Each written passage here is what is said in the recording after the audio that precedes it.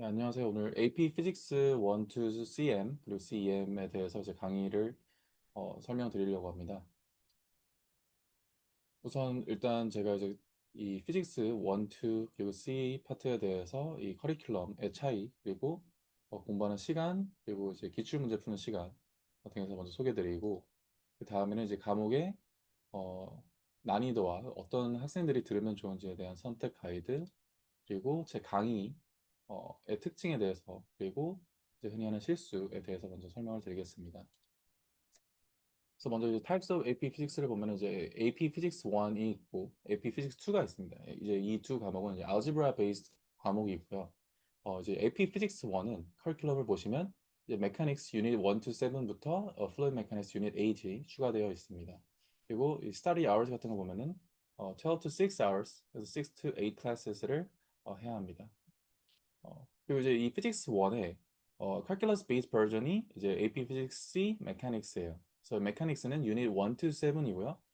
이제 Physics 1에 비교하면 이제 Fluid Mechanics만 빠져 있는 겁니다. 그래서 이제 차이점을 이제 먼저 말씀을 드리면 어, 이퀘이션 시트를 보면 이제 Physics 1은 이제 Calculus 파트인 이제 Derivative랑 Integration식이 빠져 있어요.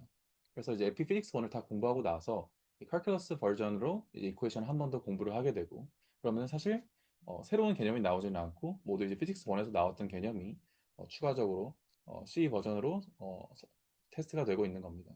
그래서 이제 Study Hours를 보시면 피직스 C 파트만을 공부하는 거는 그렇게 오랜 시간이 걸리지 않습니다. 물론 이제 학생들이 이제 칼큘러스를 좀 어려워하는 학생들이 있으면 리뷰 섹션이 추가적으로 필요하기도 합니다. 그 다음으로 이제 AP Physics 2를 말씀드리면 AP Physics 2는 좀 배우는 이 스펙트럼이 좀 넓습니다. 첫 번째로 이제 Thermodynamics 이거는 이제 케미스트리랑 공통 과목이죠. 그리고 E&M 그리고 유닛 10부터 12 해서 Electricity and Magnetism 파트가 여기 들어가 있고요. 그 이후로는 이제 Waves and Optics 유닛 13 to 14 하고 Modern Physics까지 AP Physics 1의 이제 뒤에 내용을 다루고 있습니다. 그래서 이제 공부하는 시간 자체는 이제 AP Physics 1이랑 비슷한 시간이 걸립니다. 그리고 이제 AP Physics E&M 파트는 이 Physics 2에서 유닛 10에서 12에 해당하는 E&M 파트만을 배우게 되는 거고 이제 에피 피직스 C와 마찬가지로 이 C 메카닉스와 마찬가지로 이 부분의 공식들을 칼큘러스 버전으로 다시 배워야 합니다. 그래서 이제 그러면은 비슷하게 짧은 시간이 필요하지 않을까라고 생각하실 수도 있는데 사실상 이 AP Physics 2에서는 이제 다루지 못했던 칼큘러스 버전의 내용이 좀 방대하고 아예 없었던 내용도 새로 나오기도 합니다. 그래서 이제 추가적으로 더 많은 시간이 필요하고요. 사실 같은 캘큘러스라고 볼 수가 없는 게 ENM 파트의 캘큘러스는 훨씬 더 복잡하고 어, 이제 모든 이그젠플에 대해서 사실 학생들이 처음 보면은 풀 수 없는 문제들이 대부분이에요. 그래서 대부분의 문제들이 암기가 필요하고 난이도가 좀 많이 높은 편입니다. 그래서 공통적으로 이렇게 렉처와 이그젠플을 끝내게 되면은 이제 기출 문제를 풀 수 있는 이제 준비가 되는 거고 이 기출 문제 풀이를 최소 이제 5세트에서 많게는 10세트 정도를 풀게 되면은 이제 어떤 문제가 나와도 학생들이 기억을 못하는 뭐 경우가 있더라도 사실상 안 배운 내용은 없고 이제 충분히 이제 숙지만 되어 있으면은 다 풀 수 있는 상태가 됩니다. 그래서 이제 이 난이도와 이제 과목 선택 가이드에 대해서 먼저 말씀을 드리고 싶습니다. AP Physics 1 같은 경우에는 난이도가 굉장히 쉬운 편이에요. 굉장히 쉬운 편이고 전공 상관없이 모든 학생들이 저는 꼭 들어야 되는 과목이라고 생각하고 있습니다. 그 이유가 뭐냐면은 AP Physics 1은 시간 대비 효율이 굉장히 높은 편이에요.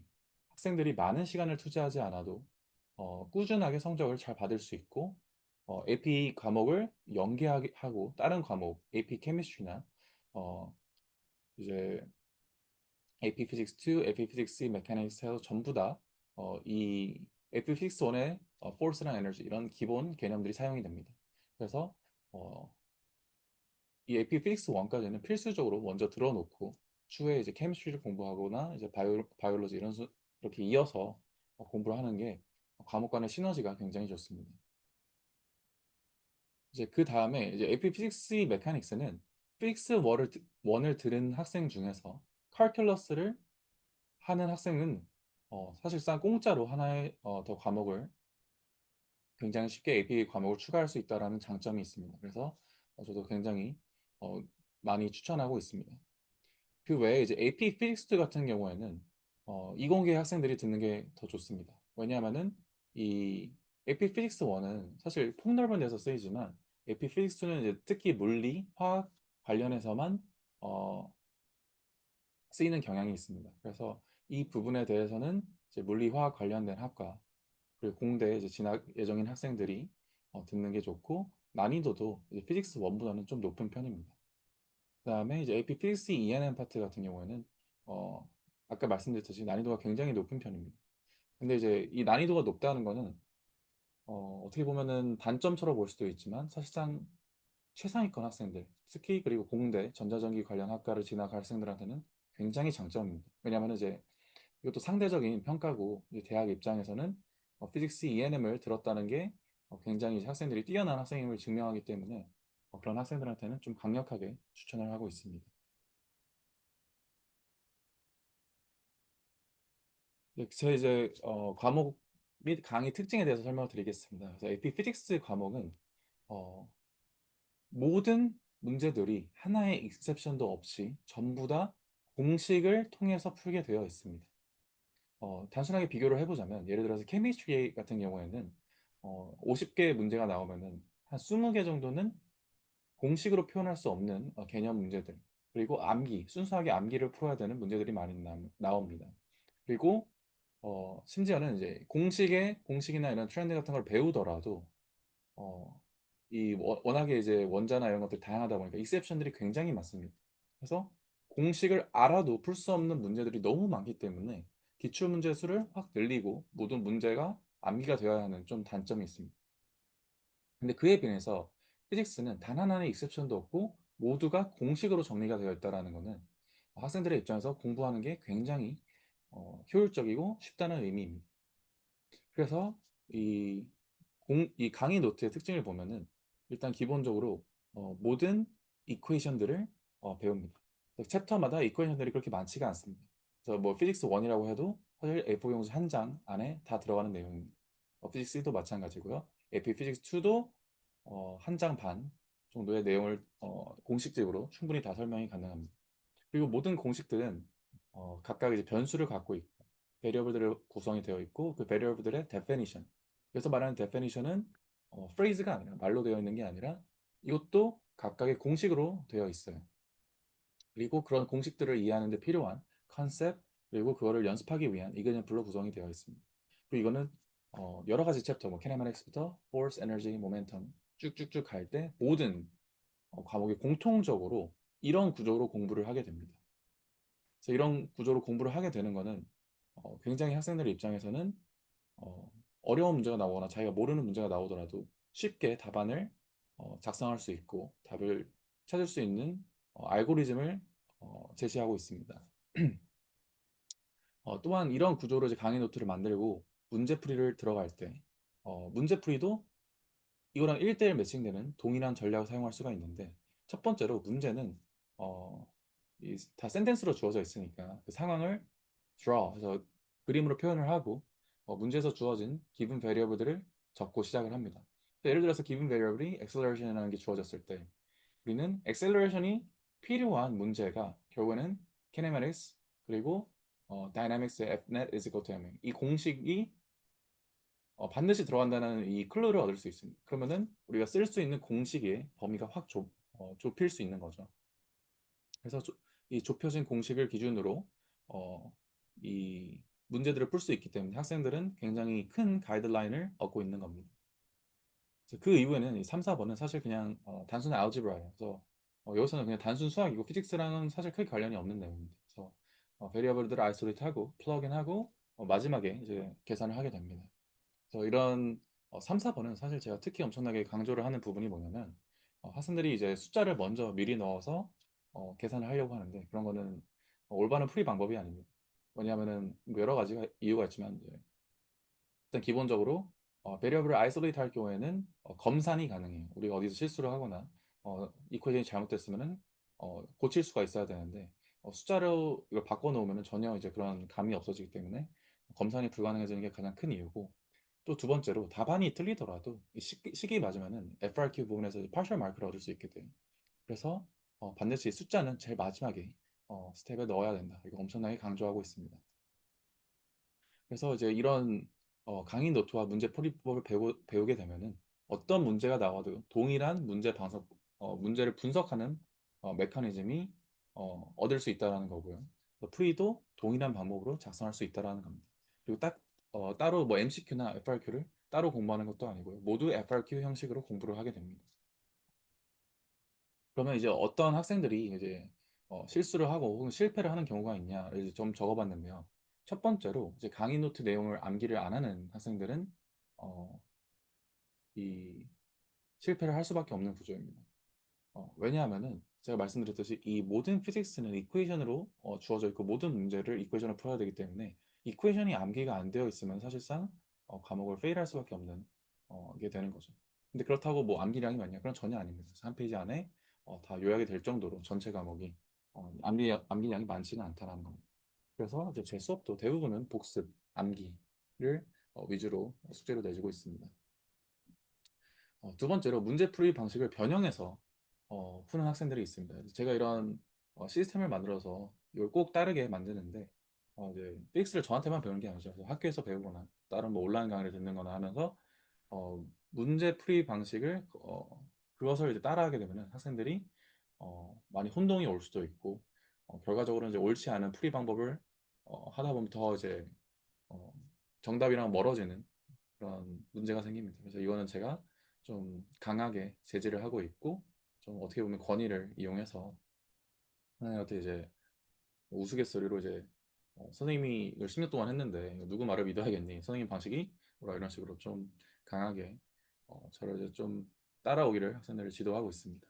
그리고 마지막으로 이제 기출풀이는 사실 1대1 강의에서는 문제가 되잖아요. 학생이 이제 기출풀이를 안 하면은 이제 이걸 바로 알 수 있고 사실 학생들한테 제지도 할 수 있고 풀게 만들 수도 있는데 이제 공동 강의를 하면 학생들이 수업 그 숙제를 안 해왔을 때 좀 검사가 어려운 그런 경향이 있어요. 학생들이 그래서 정말로 이제 기출풀이를 안 해오는 학생들이 종종 있는데 기출풀이는 반드시 필요한 이유가 학생들이 제가 10번 풀어주는 걸 보더라도 막상 혼자 풀려고 하면 기억이 잘 안 날 수도 있어요.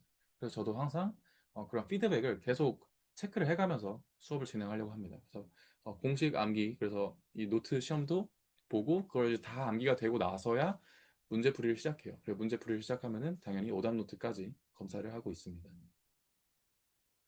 그래서 이 밑에는 이제 이건 제가 쓴 게 아니고요. 이제 그 시험을 본 내용을 이제 학생이 시험 본 내용을 제가 한번 캡처해 왔습니다. 그래서 학생이 보시면 kinematics, force, energy 이런 식으로 챕터를 나눠놓고 그 옆에 나오는 공식 그리고 variable 그리고 이 definition까지 적혀져 있는 그런 공식입니다. 그래서 어, 이걸 다 적는데 사실 그렇게 오래 걸리지가 않아요.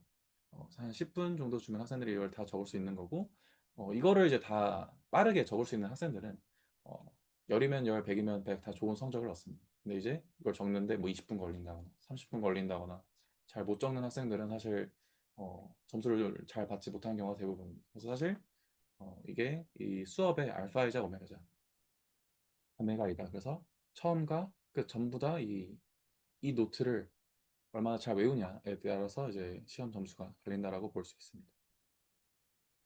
그래서 이제 먼저 이제 두 가지 당부의 말씀과 제 수업의 목표에 대해서 설명을 드리고 싶은데요. 첫 번째로 이제 문과인데 들어야 하나요? 혹은 저는 이공계 적성이 없어요. 이런 말을 하는 학생들이 있습니다. 근데 저는 일단 이 중고등학교 학생들이 자기의 이제 자기가 적성이 있고 없고를 판단하는 근거가 이제 학교에서 받는 성적인 경우가 굉장히 많아요. 근데 정말 익스트림 케이스로 살펴보면은 학교에서 선생님이 이상해서 성적을 이상하게 줄 수도 있잖아요. 시험 자체를 이상하게 만들고 뭐 지도를 제대로 못할 수도 있고. 그래서 사실 학교 성적을 근거로 자기 어떤 전공을 선택하는 거는 올바른 방법이 아닌 것 같아요. 사실 어, 정말로 고등학교 공부까지는 누구나 노력하면은 다 100점 가까이 받을 수 있는 그 정도의 난이도의 공부이기 때문에 정말로 학생들이 자기의 목표나 어떤 공부가 재밌고 이런 관심 있는 이제 이런 걸로 이제 전공을 정하는 게 좋다고 생각을 하고 있습니다. 그래서 저는 사실 이 어떤 자기가 문과라고 주장을 하는 학생을 만나면 이제 저한테 배워가지고 물리를 어, 빠른 시간 안에, 뭐 16시간 안에 어, 다 끝내고 높은 점수를 받고 나서도 그때도 자기가 문과라고 생각하고 그런 전공을 선택하고 싶으면은 그때 한번 결정을 해봐라라고 조언을 해주고 있습니다. 그리고 실제로도 저랑 수업을 하고 나서 생각보다 물리가 너무 쉬웠어요, 선생님. 그래서 이공계로 진학한 학생들이 많고 그때 가장 많은 보람을 느꼈던 것 같습니다. 그리고 이제 암기 위주의 주입식 교육인가요? 라는 질문이 있는데요. 어, 사실 이 모든 공부는 머릿속에 남아있지 않으면 공부가 아니죠. 근데 단순하게 그럼 머릿속에 넣는 게 중요한 게 아니라 정리된 지식만이 어, 우리가 꺼내 쓸 수 있는 지식이 되는 거죠. 그리고 그 꺼내 쓸 수 있는 지식은 양이 많으면 안 돼요. 양이 많으면 안 되기 때문에 굉장히 컨센트해야 되고 특히 물리 같은 과목은요. 이 물리의 언어 자체가 수학입니다. 그래서 어, 이퀘이션 베이스로 이 노트를 정리를 해야 되고 하나의 익세션도 없기 때문에 어, 이런 부분에서는 주입식 교육처럼 공부를 하는 게 오히려 더 개념적인 이해에 더 가까운 공부 방법입니다. 그래서 이런 학생들한테 제가 이제 오랫동안 공부를 하면서 이 수학적 언어, 이 공식으로 생각하는 법을 학생들한테 가르쳐 주는 게 정말 중요하다고 느끼고 있습니다. 그래서 이제 제 수업의 목표를 좀 요약을 해드리고 싶은데, 먼저 저는 모든 학생들이 스스로가 이과라고 느낄 수 있도록 만들고 싶어요. 사실 문과, 이과 구분하는 게 의미도 없고 좋은 것도 아닌 것 같아요. 특히 이제 중고등학교 레벨에서는 더 그런 것 같은데, 사실 학생들이 어, 스스로가 굉장히 잘한다고 느끼고 자기가 빠르게 이 공부를 성취를 얻고 있다라고 느끼면은 다 재밌다고 느끼고 자기가 적성에 맞다고 느낍니다. 그래서 그게 어떻게 보면은 상당히 어, 좀 모순되는 얘기일 수도 있는 거죠. 그래서 어떤 적성이란 게 저는 크게 이제 중요하지 않다 혹은 적성이라는 게 존재하지 않을 수도 있다라고 저는 생각을 하고 있습니다. 어, 그래서 저는 이 수업을 넘어서 이 학생들이 제 수업이 뭐 2달이면은 다 끝나잖아요. 2달 이후에도 어, 대학교에 가서도 대학원까지 가서도 그리고 이제 직장을 가지고 나서도 이제 끊임없이 공부가 이루어질 텐데 그때 가장 이제 효율적으로 그리고 즐겁게 공부할 수 있는 그런 능력을 길러주는 거를 제 수업의 목표로 하고 있습니다. 그래서 그런 의미에서 저는 이제 점수를 넘어선 어떤 어, 공부를 대하는 태도와 방법 이런 걸 선배의 마음으로 지도를 하고 있습니다. 감사합니다.